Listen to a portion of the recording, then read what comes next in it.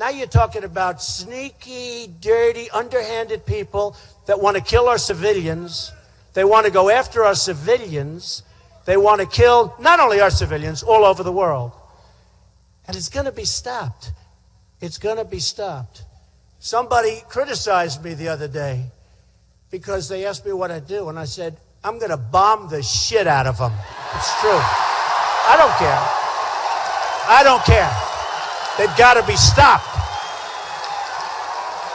Why do they wait? They always wait for a tragedy to happen. They're never forward. They're always waiting for. So you say, oh, wow, these were training centers, camps. By the way, what did they attack? They attacked the oil. Remember, I've been saying for 2 years, attack the oil. Everybody said, oh, Trump with the oil, Trump. But I said more than attack it. I said attack it, take it, and keep it. That's what I said. So now they're attacking the oil. And a couple of the people said, you know, that was really Trump's idea. I've been saying this for 2 years. Because a big source of their wealth is the oil. They're making $1 million a day. A lot of money. Making $1 million a day. And I kept saying, why aren't we doing this? Why aren't we doing this? My fellow citizens, at this hour, American and coalition forces are in the early stages of military operations to disarm Iraq, to free its people, and to defend the world from grave danger. On my orders, coalition forces have begun striking selected targets of military importance to undermine Saddam Hussein's ability to wage war. These are opening stages of what will be a broad and concerted campaign. To all the men and women of the United States Armed Forces now in the Middle East, the peace of a troubled world and the hopes of an oppressed people now depend on you. That trust is well placed. So you would keep troops in Iraq after this year? I would take the oil. I don't understand how you would take the. Does that mean keeping troops there or staying involved in Iraq? You heard me. I would take the oil. The people you liberate will witness the honorable and decent spirit of the American military. So you will guarantee that we will have a presence, that we will spend money, send troops, do whatever it takes in order to secure access to oil? Money. We will make a fortune. We will make money. They have $15 trillion worth of oil in Iraq. $15 trillion. We will make a lot of money. We will not lose that oil. We come to Iraq with respect for its citizens, for their great civilization, and for the religious faiths they practice. We have no ambition in Iraq except to remove a threat and restore control of that country to its own people. So your Middle East policy is basically guided by our interest in oil? My Middle East, yeah, which are I always heard that. I always heard that when we went into Iraq, we went in for the oil. I said, that sounds smart. Why don't we just take over the oil? We should take it over. We should come in. Well, I don't want to give it to Iran. Should we be running Iraq right now? We should be running the oil. You know, when they announced the war, and everybody smiles, oh, except the smart people. The smart people don't smile. See, when they announced the war with Iraq, a few very smart people said, oh, that war is really smart because we're going to take over the oil. Unfortunately, Bush didn't have that in mind. You know, in the old days, you'd have a war, and you'd win the war. And to the victor belong the spoils. You know that. Look at Iraq. Look at the mess we have after spending $2 trillion, thousands of lives, wounded warriors all over the place who I love. Okay, all over. We have nothing. And I said, keep the oil.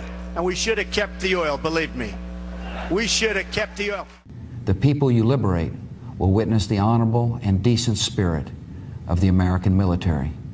When I heard that we were first going into Iraq, some very smart people told me, well, we're actually going for the oil. And I said, all right, I get that. I get that. There's nothing else. I get it.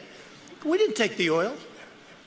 1.5 trillion, we should take it and pay ourselves back. What are we doing? What are we doing? The old expression, to the victor belong the spoils. You remember I always used to say, keep the oil. I wasn't a fan of Iraq. I didn't want to go into Iraq. But I will tell you, when we were in, we got out wrong. And I always said, in addition to that, keep the oil. Now, I said it for economic reasons. But if you think about it, Mike, if we kept the oil, you probably wouldn't have ISIS because that's where they made their money in the first place. So we should have kept the oil. But, okay. Maybe you'll have another chance.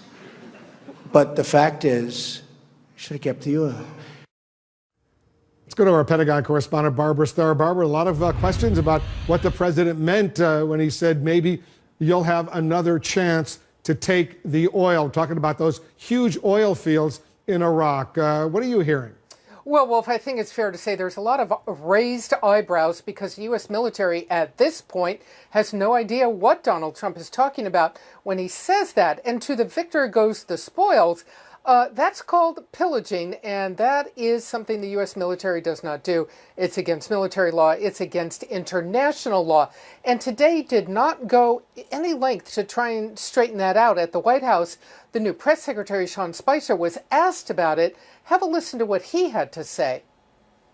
Too often the United States is going in with a lot of money, a lot of manpower, and in many cases losing both loss of life, and we want to make sure that our interests are protected. And so if we're going in to a country for a cause, I think he wants to make sure that America's getting something out of it for the commitment and the sacrifice that we're making. Can you unequivocally state that this administration will not send more troops into Iraq to, as the president has put it, take the oil?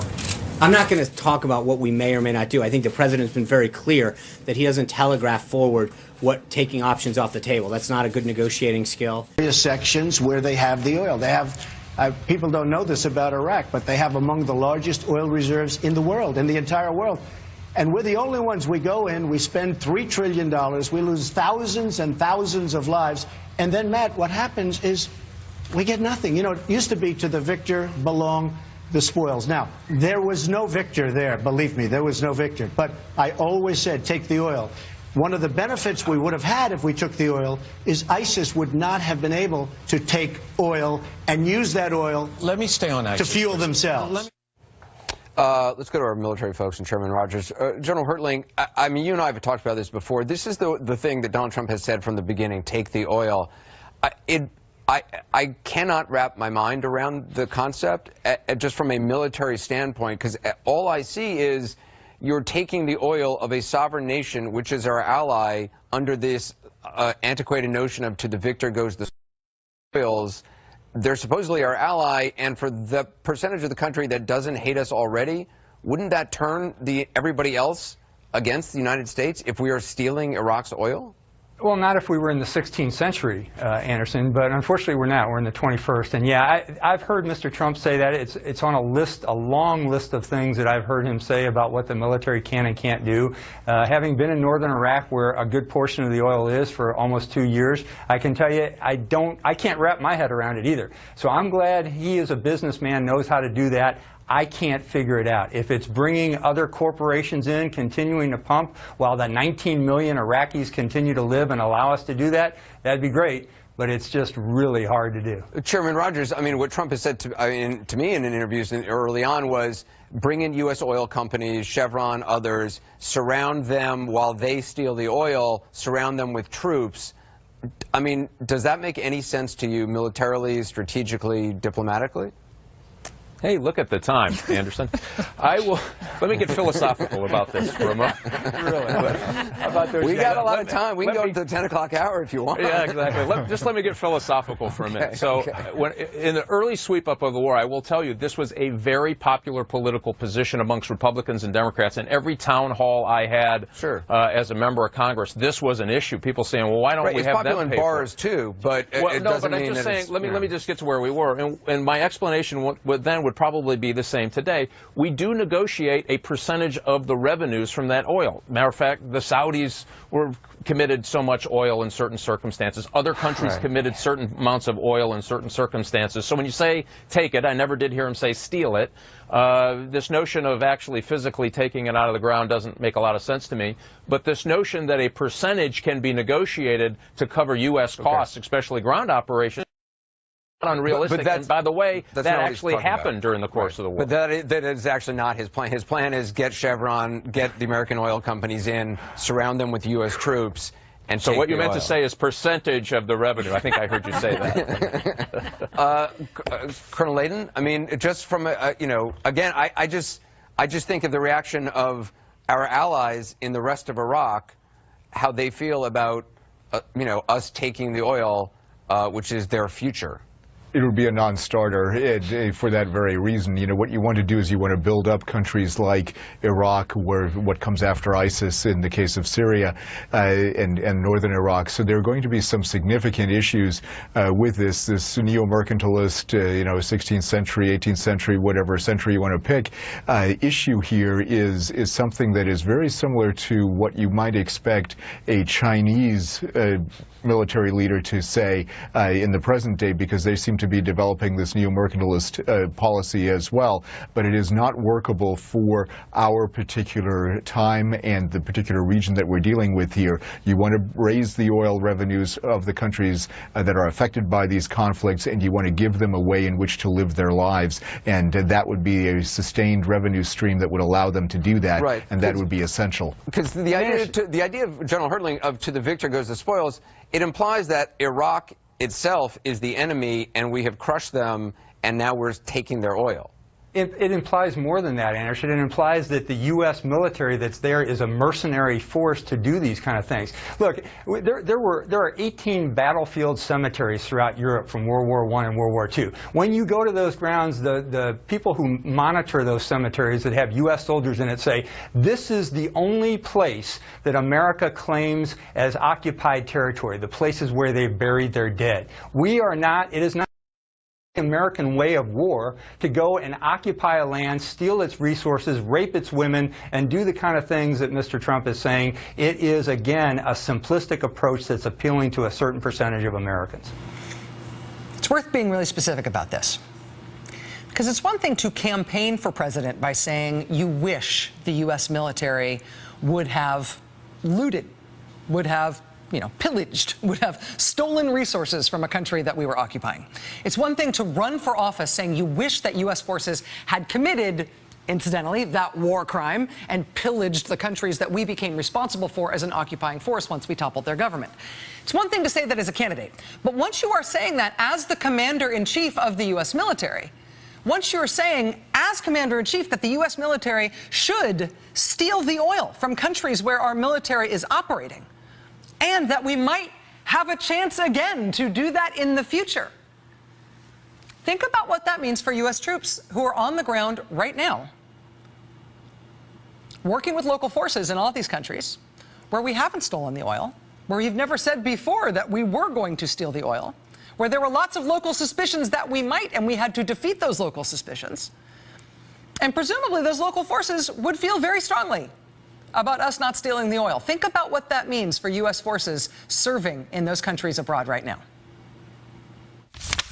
On a statement that the president made on Saturday, can you, and I just want to clarify your answer here, can you unequivocally state that this administration will not send more troops into Iraq to, as the president has put it, take the oil?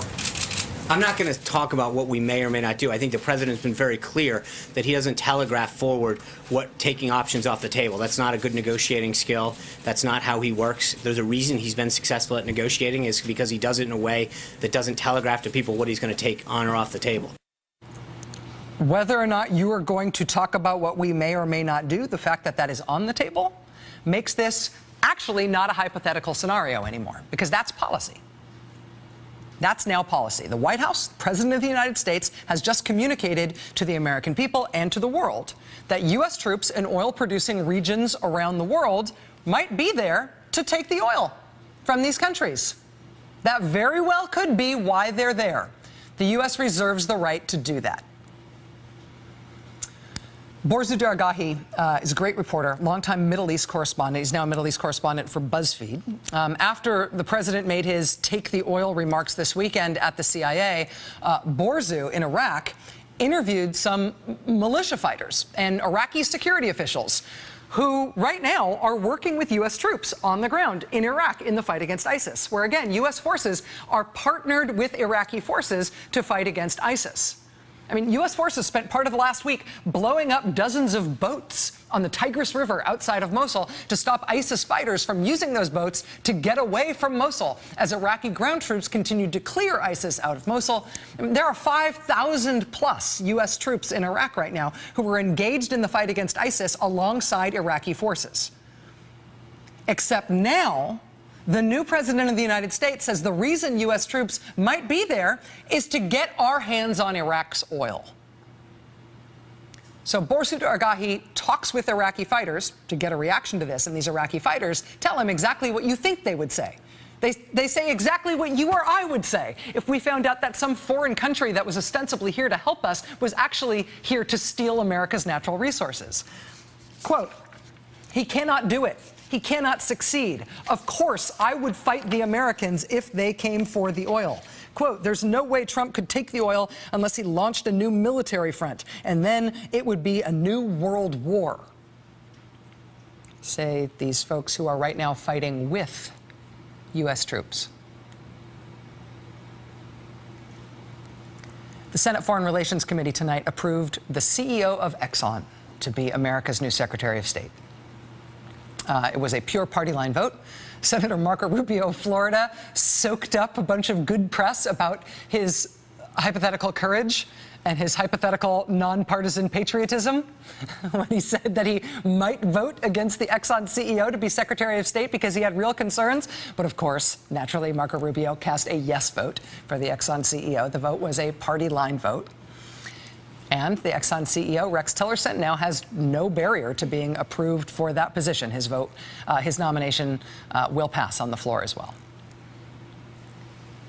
Simply putting an oil company CEO in charge of American foreign policy would be enough to make this a problem, right? It would be enough to ignite suspicions and recriminations worldwide that maybe American troops weren't there to help, that maybe American foreign policy is designed to steal oil from other countries, that the American military is being used as essentially a capitalist tool, as a looting tool, as a pillaging tool to steal the natural resources from other countries. Having an oil company CEO be in charge of our foreign policy would be enough to create those worries. But it's not worries anymore. You're not hinting at it anymore when the president just flat out says, yeah, that's our new policy, and then the White House spokesman backs it up. That was very dangerous to U.S. interests when it was a hypothetical, when it was a suspicion, when it was a conspiracy theory. But now it is U.S. policy. And the people who are going to face the threat from it are American troops who are already in harm's way in Libya, in Iraq, in Syria. Gordon Trowbridge was deputy press secretary at the Pentagon this time last week.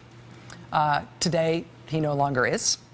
And today, in his personal capacity, he said this, quote, White House spokesman needed to clearly say U.S. is not going to take Iraq's oil. Every moment that statement stands puts our troops at greater risk. If you are a military family, if you have got friends in the military, if you know somebody who is deployed or is deploying, this, we're going to take your oil, that's American policy now, we're going to take your oil, that has just shifted the ground underneath your boots.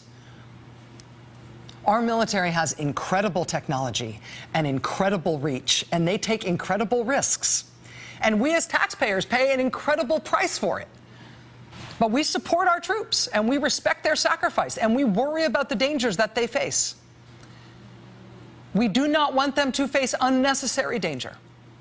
And we very rarely have to worry that the danger that they face emanates from our own government.